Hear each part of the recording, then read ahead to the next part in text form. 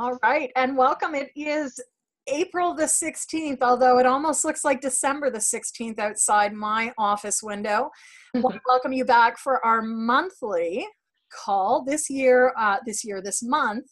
Today's Effective Virtual Conversations call is on 3 activities for your virtual conversations. And albeit the middle of April with rainstorms and snowstorms and crazy weather in a lot of places, want to say welcome to all of you. It looks like we have different coasts. I want to say hi to Linda, and just to let Linda know that we are recording. So good to have you with us, Linda. Welcome to our call, and I'm really excited today to see familiar faces, new faces. Really love these virtual calls because it is a chance for us to come together, connect with each other, and also give you an experience of some of the wonderful things we can do here on Zoom. So today's call, 3 activities for your virtual conversations. And if you'd like, I'd love to bring some voices in the room. We've got a handful of folks today. Most of you are coaches. And I'd love to hear, as you think about your upcoming work, whether it's in the next month, the next quarter, what type of virtual conversations are you planning or are you having? Is it coaching, mentoring? Is it performance conversations? Is it training? I think just for fun, one of the things we're going to do here on our calls as usual is get you to use the technology. So rather than bring your voices in, we're going to go to annotation. If you're not familiar with Zoom, you can find your annotation button usually on the same bar where you would find your mute or video buttons. So typically that's on the bottom of your screen. It may be found on the top of your screen, or you may see a little button that doesn't say annotate, but it says more options. So those are the different things you're looking for, either annotate or options or more options. Once you've found that, I'd like you to click on annotate. And we're going to use this a little bit today just to bring not voices in the room, but bring your body into the room. First of all, has everyone found it? Yes or no? Yeah. Birna's, yeah. Okay, Linda's still looking. That's okay, Linda. You can do this by chat if the annotate button is not showing up. So for those that have found annotate, I'd like you to circle for us. What type of virtual conversations are you having this month? Is it coaching, mentoring, leadership, performance, training? Please just share with us either by annotation, by circling, or you can also type right on the screen as well. So for Linda, you've got chat. Chat with us. Let us know what type of conversations you're having this month, whether it's leadership, coaching, mentoring, or other. Just put a few suggestions up here. And why I'm introducing annotation is because it's an underutilized way to engage your group. And as coaches, as most of us are coaches, we want to leverage all of the different types of modalities of learning. So Linda, not to put you on the spot, but were you able to find annotation? Yes, I was. Thank you. Awesome. Well, good. So it looks like in this group, a lot of coaches, a lot of us working also in training and leadership. I think the activities that I am going to share with you today are really useful in all of those. So thank you for joining us. I'm going to jump right in because these calls are only half an hour in length. I'm going to clear all the drawings. And just a reminder that, in fact, we have a whole range of different virtual platforms. This is something I came up with about 15 months ago, 2 years ago. And I've been talking about it, especially in effective virtual conversations, just the whole notion of the fact that there's a whole ecosystem. And, that term is everywhere these days. It's something I've been using since the 1990s. I have a master's in environmental studies. And actually, some of my earliest work as a community developer were in Central America, helping communities establish rainforest reserves. And as I would tromp through the rainforest, and tromp is a pretty strong word, but you have to because of snakes. As I tromp through the rainforest, like what I was really taken by as an ecologist is the fact that there are so many relationships in the natural world. You have flora and fauna that require each other to live. And for most of my work, that it's not just about one silo. I work across silos. And I think that's where this notion of an ecosystem really can come into play, where we may be working one day as a coach, You'll see coaching is, I've put it on sort of the bottom left corner, where often it's considered more of an informal learning strategy. Sometimes self-directed, certainly always self-directed, but if you're working with groups or teams, that may be a group or a team of plural of people who are driving the bus. Or some of us, and I know for many of you, your work, you're up here in the educational realms or doing video-based learning, which is certainly more formal and often more peer-to-peer. If we think about on-demand learning and where that's gone today, very much it's self-directed, but it's also peer-to-peer process in terms of your dialogue in between sessions. So I just offer this up as, hopefully, if you haven't seen it before and you haven't read Effective Virtual Conversations, something to get you thinking about, like, where are you having conversations these days? Is it just as a coach? Is it as a trainer?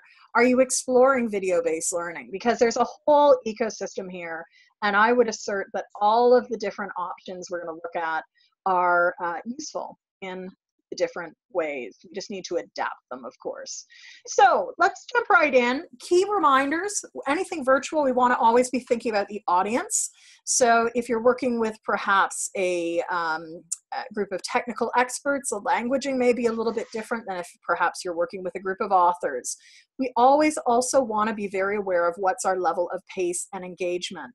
And one of the reasons why I got you right out of the bat to use annotation was to get you involved in the process. So I see some of you taking notes, and even the act of writing is an engagement strategy. You can ask people to pause, reflect on a question, and get them to note things down.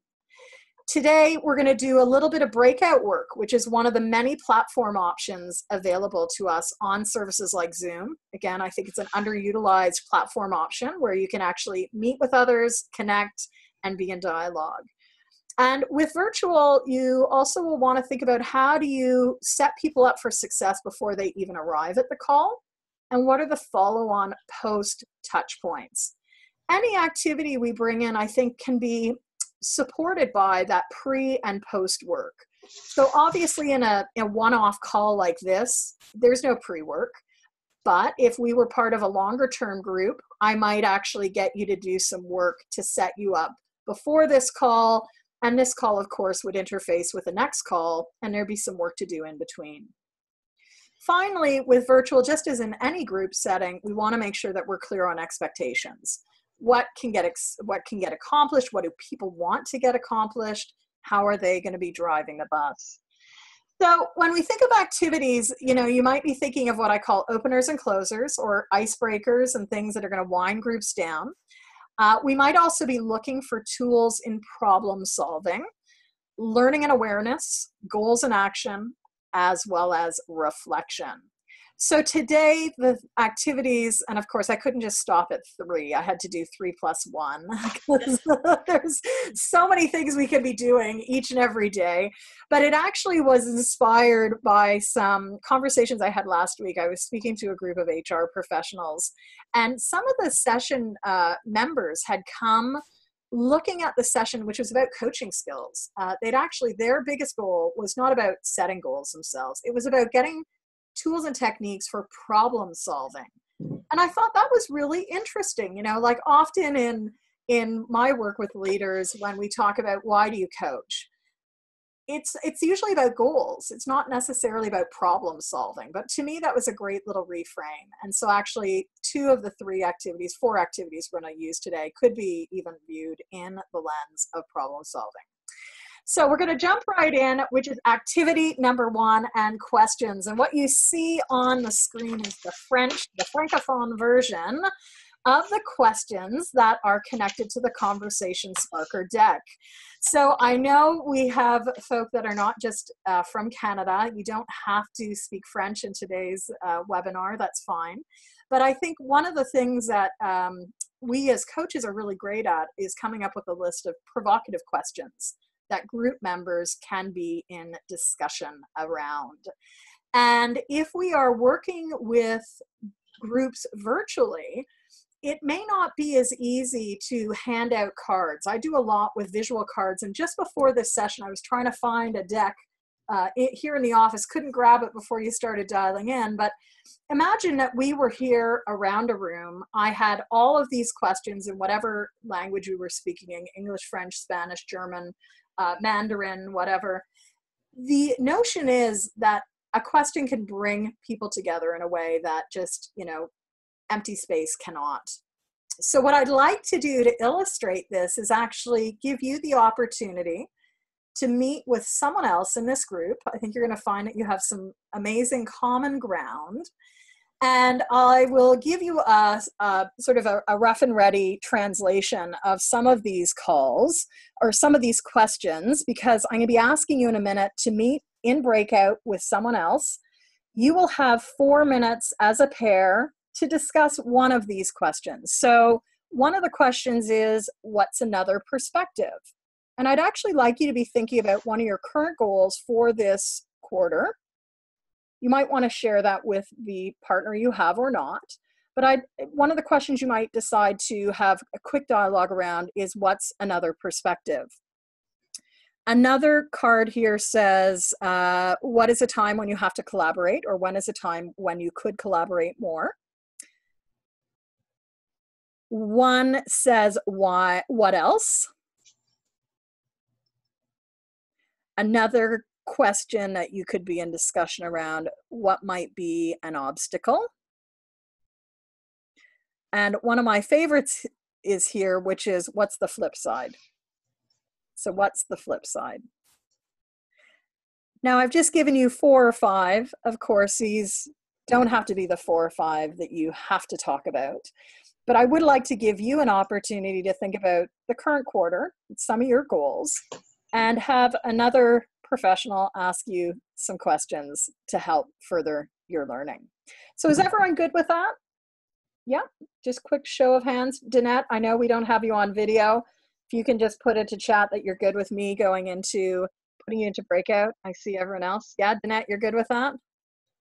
All right, so if you haven't been with me in breakouts before, there's nothing you need to do other than accept room invite, which is coming up in a moment.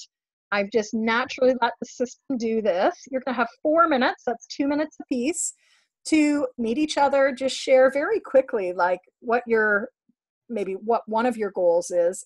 And then the coach will ask you one of these 5 questions.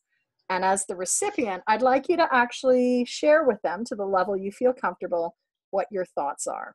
And then I'll bring you back after 4 minutes, so 2 minutes apiece. All right, open all rooms. You can just accept your invitation to join, and I'll see you back here in 4 minutes. Enjoy. Hopefully you see it there, Danette. I can also push you out if you need me to. Okay, I see. You see? You got it? All right. It will take you out once you click that green button.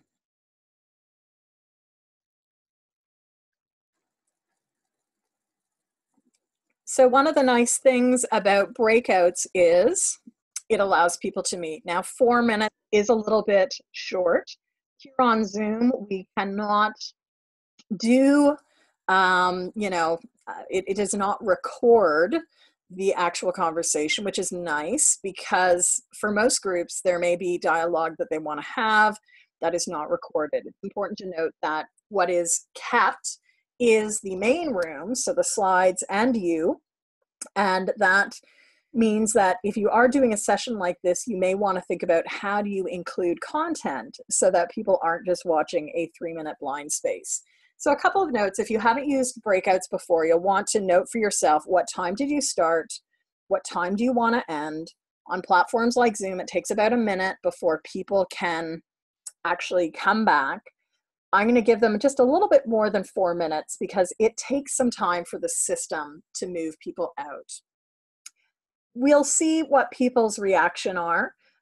I think a lot of coaches think that once you're in a virtual space, you need to just be talking at people. But my guess is, when we have people coming back, that they are engaged, animated, and they've been happy to actually talk a little bit about their own ideas. Now, we could have done that here in the bigger room. We could have gone around the room. We have 4 participants on today's call, so that would have taken we probably could have done a minute apiece. But it is nice to have a peer connection. And if we have time, we'll make sure that we do a peer connection twice so that people can meet again with each other.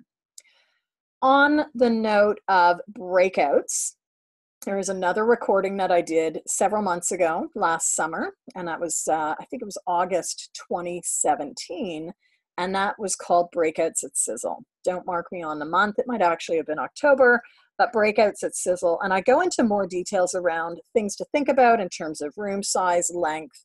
We're going pretty fast in a 4-minute breakout, but I think the group will have great capacity in order to do that. So I'm going to just give them another minute. As you can see, time goes quickly. Really important that you do give enough time, and we'll see what their thoughts are on this when they get back. For people who are interested, we're using the Conversation Sparker card. That should not be Sparkwerer, but Sparker. And you can visit conversationsparker.com. Currently, we have cards in English and French. I would like to get the 22 cards. There are actually 22 that are question cards. And the rest, some of which you can see here, are actually just photographs. These are an amazing tool to get people thinking about, talking about different ideas, and as you probably have seen, connect with you in a different way than perhaps just a plain question might. So I'm going to close the room so that'll bring people back, and we will see them in 60 seconds. I would love to have these translated into Spanish and also French. So if you're interested in doing that, please let me know if you would like to partner with me on that. All right, here we go. We'll have people back in 43 seconds. Again, a nice little tidbit on this is people are naturally brought back, and they're going to get a little alert saying the room will be closing in X amount of time.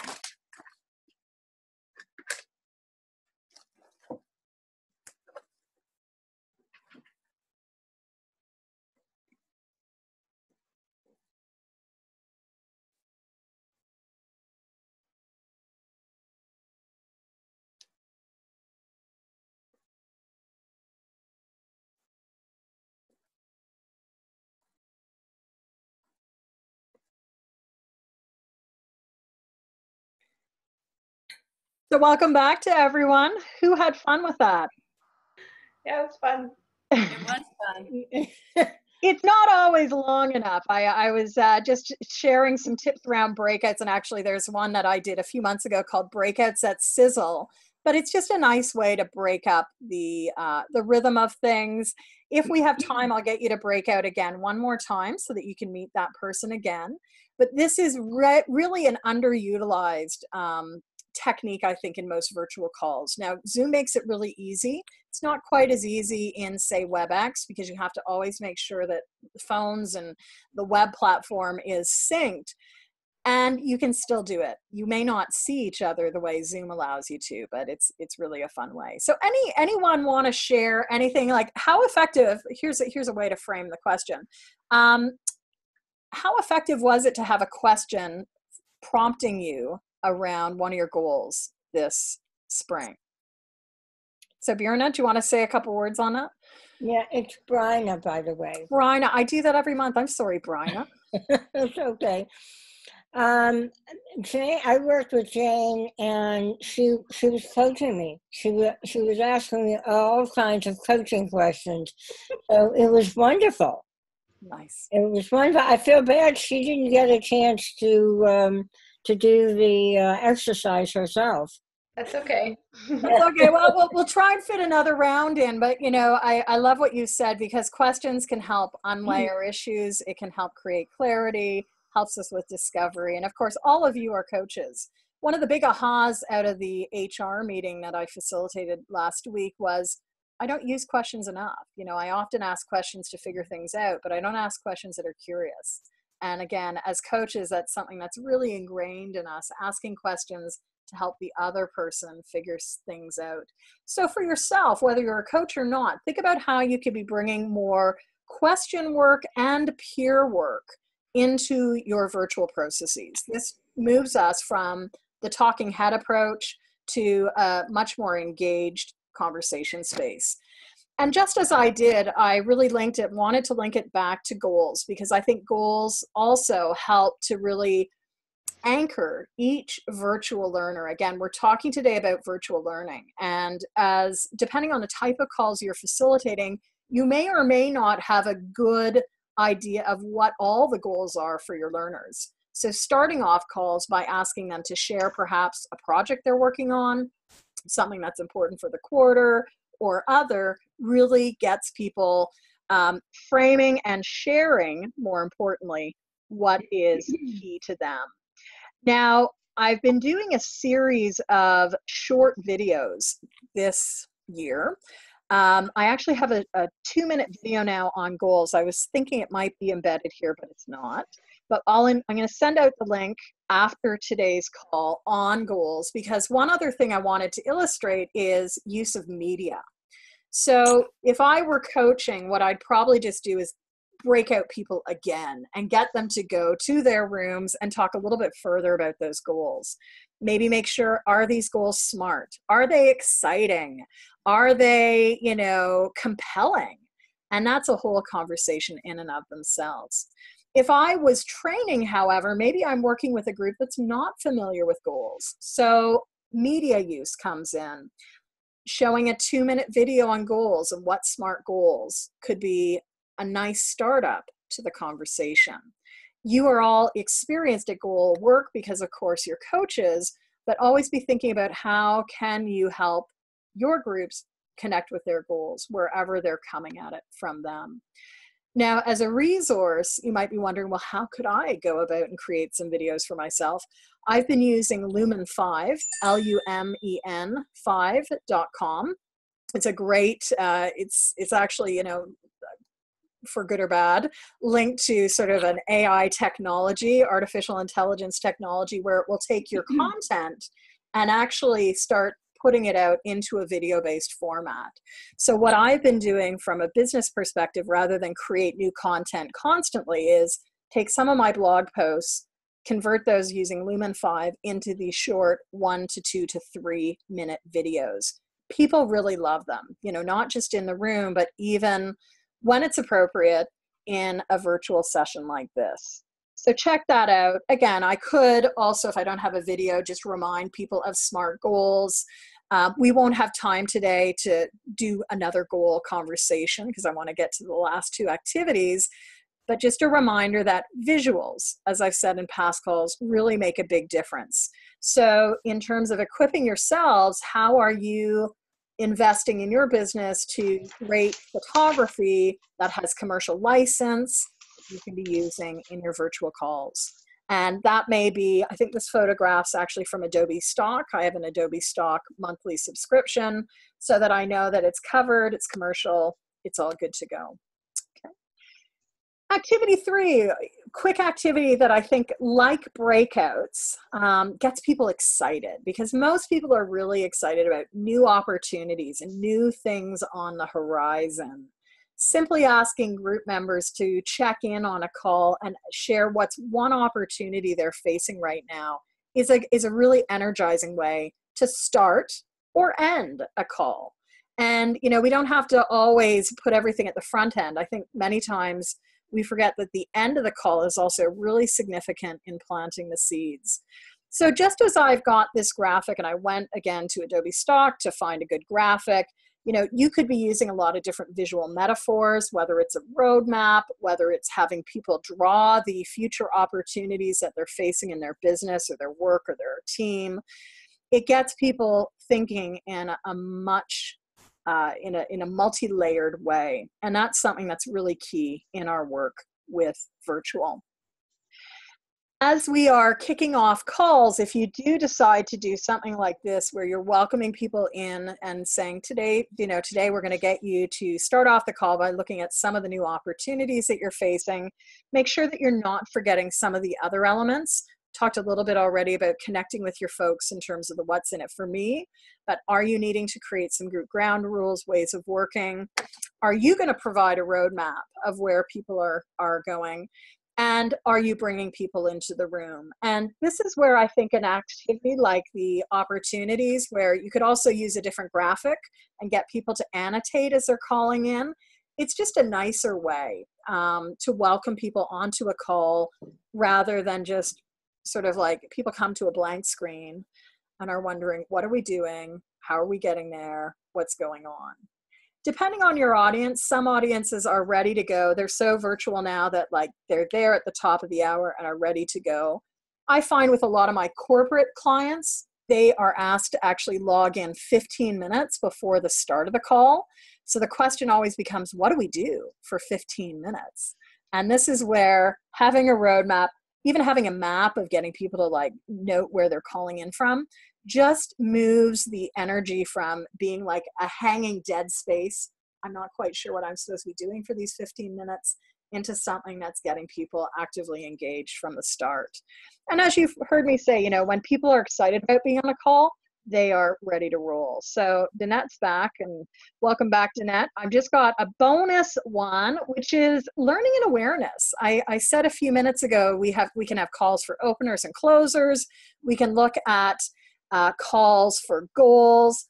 And of course, I think we want to look at calls for learning and awareness. And there's a whole stockpile of these. I think what I'd like to do, if it's okay with you, is send you back to Breakout now that we've got Danette here. All of you are coaches, and I'd love it if you could just share with each other one tool or resource you use as a coach to help clients unlayer around awareness. So how would you work with a client in gaining new awareness? And that could be anything from, oh, I do gremlin or saboteur work, to I do values work. I just want to give you one more minute in your breakouts to do a bit of a stockpiling. Then we'll make a list and we'll wrap up for our call today. So question is, in your breakouts, you'll have 2 minutes to do this. I'll invite you to just move. Danette's going to go to room 2. What is one tool you have for coaching for awareness or working with awareness? And hopefully you have seen the invite. 2 minutes. I'll see you back here. All right. So my guess is we may hear things like vision, values, working with the team around strengths, working with the team around blind spots. We may also be working around, as I said, the saboteur or the gremlin. But I think it's useful to be thinking about how are you not only working with goals and opportunities, but helping to unlayer those opportunities by looking at learning and awareness. And just in interest of time, for those that are on the call listening in, just a reminder that in Effective Virtual Conversations, I share a design framework called Pebbles. You can read more about that. I also went through it in one of our recent Effective Virtual Conversations calls. You'll notice some of these elements, like less is more, help people link it back to the workplace. And ultimately, I'd love you to leave each one of these calls with about 3 bullet points. Looking for support, I have the Learning Lab and Design Studio continuing on, and there's a whole slew of virtual facilitation calls that we've done, from engagement to platforms to breakouts at Sizzle, marketing tips, etc. Our next calls, of course, are happening now, and I will be posting our May, June, and July call dates. So I'm going to bring people back in a minute, and we'll see what they have suggested. One tool, and we'll see what ideas we can put on the table in addition to values, vision, gremlins, all of these ideas.